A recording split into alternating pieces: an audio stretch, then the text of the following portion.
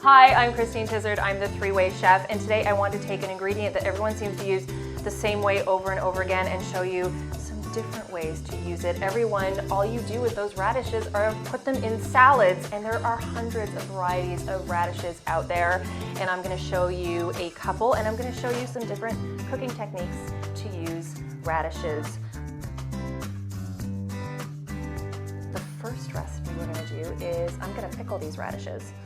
And I don't know if you guys have ever chopped a radish really thinly, but it's kind of hard to chop these round little rolling objects. So I'm going to show you the easiest way to slice a rolling object like this. So what I'm going to do is I'm just going to take the top off, and I'm going to take the bottom off, and then what we have is a flat surface. And this way it doesn't roll around on you, and we can slice it super thin. Now, you can also use a mandolin for this if you want, but I like to do it by hand because I kind of like them a little thicker than sometimes a mandolin would do it. And I have my mason jar here that I filled up with all of these sliced radishes. And I'm going to put this aside, and I'm going to show you a very quick pickling recipe. So, small sauce pot. We're going to use apple cider vinegar. Now this is where you can get creative with this recipe. You could use a red wine vinegar, you can use a white wine vinegar, you could use a mixture of any kind of fancy vinegar you have, or even just white wine or red wine. But this is apple cider, half a cup, water, half a cup. And because radishes are kind of spicy, it kind of makes sense that we would throw in, as my cutting board moves around on me, we're going to throw in a little bit of sweetness. So I'm going to use honey. You could use sugar, or you can use maple syrup, anywhere between a quarter cup to a half a cup, depending on how sweet you like it. I kind of like it not so sweet, so I kind of go more towards a quarter cup. A teaspoon of salt. And you can also get creative here because you can add some other herbs. So I've decided to just add pink peppercorns, but you could add black peppercorns, and fennel seed. Fresh herbs would be nice here, dried herbs. And if you want it to be a little bit spicy, you can add a hint of chili flakes. So all I want to do is bring this to a boil. I want all of those spices to kind of infuse in this a little bit. And then all we have to do is pour it over this, and we have a quick pickled radish. So let me bring this to a boil. So we brought this to a boil. We have our mason jar full of thinly sliced radishes, and we just pour this over top. So this is a quick pickle, which means that these are ready to eat and best eaten within the first 5 days, but they'll last a couple weeks, say 2 weeks in your fridge. You're gonna seal it up. You're gonna let that cool. You're gonna put it in the fridge, and the next day you're gonna take out your lovely jar of pickled radishes.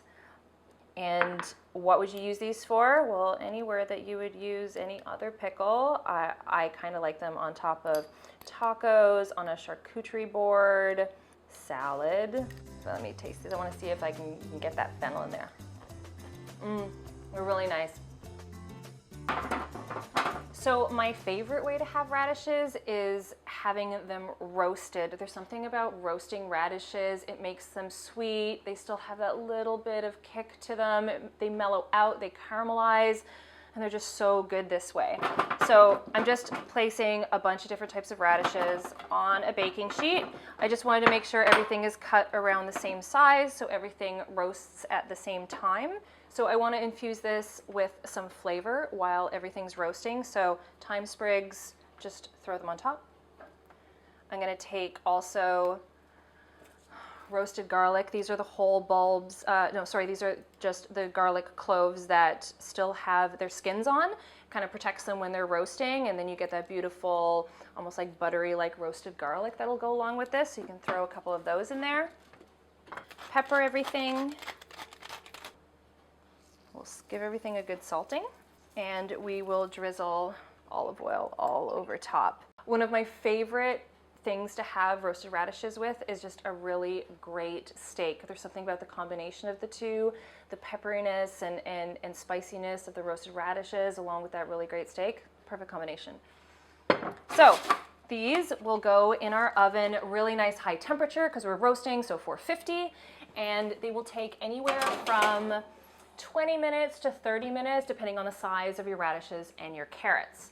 So these are some that I did earlier. This is what you're looking for. Everything's nicely roasted. You got some caramelization. And if you come, I don't know if you can come closer, I can also show you this lovely roasted garlic that you can like spread on a baguette to have along with this. So great. I'm not finished with this yet because I'm also going to make this like really over the top, and I'm going to brown a butter that will drizzle over the top of this along with some lemon juice. So in here I have a couple tablespoons of butter. I've already started to melt it. And if you've never browned butter before, I'm gonna show you how. It's really easy. I actually did brown butter over popcorn last night. It was so good. So I just crank the heat to a medium. What's gonna happen is that as this simmers, the proteins, the solids in the butter are gonna start to separate from the liquids. And you'll see this happening. This is something that you have to watch while you're doing it. It doesn't take very long, but you do wanna keep an eye on it. It smells like butter. It's a great smell. You can see those little solidy bits in the bottom there. Once you start seeing that, it's good to go. And we can drizzle that brown butter all over top. So good. Great.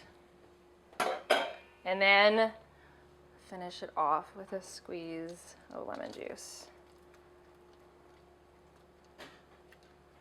Oh, this is gonna be so great. Roasted radishes and carrots with thyme, roasted garlic, and a brown butter lemon sauce. That's a lot, but it's gonna be so good.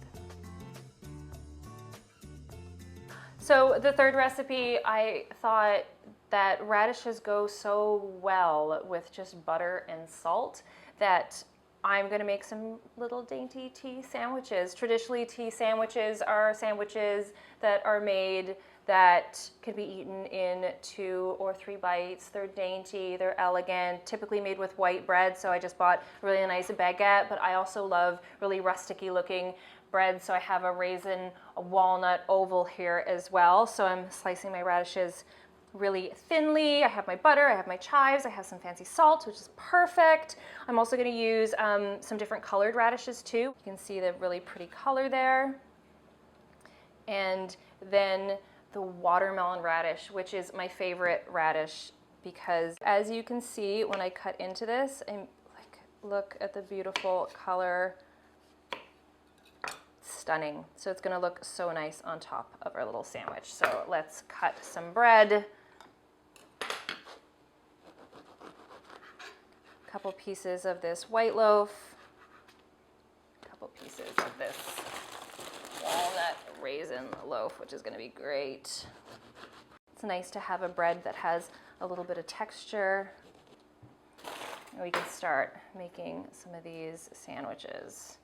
Our butter, and I always buy unsalted butter. And we're going to salt these anyway, so it's good. I always like to have a little bit of bread with my butter. My mom used to tease me of that all the time when I was a little girl. She's like, "Oh, you're gonna have some bread with your butter?" Spread it on nice and thick. You can place radishes. Make it look pretty. I'm gonna chop some chives here. Little sprinkle on top. And I have 2 types of salt here. I have a really nice Malden flaked sea salt, and then this black Hawaiian sea salt that someone gave me as a gift one year. Fancy salts are great for gift giving. And just sprinkle the salt on top. And there you have it. These cute little radish tea sandwiches.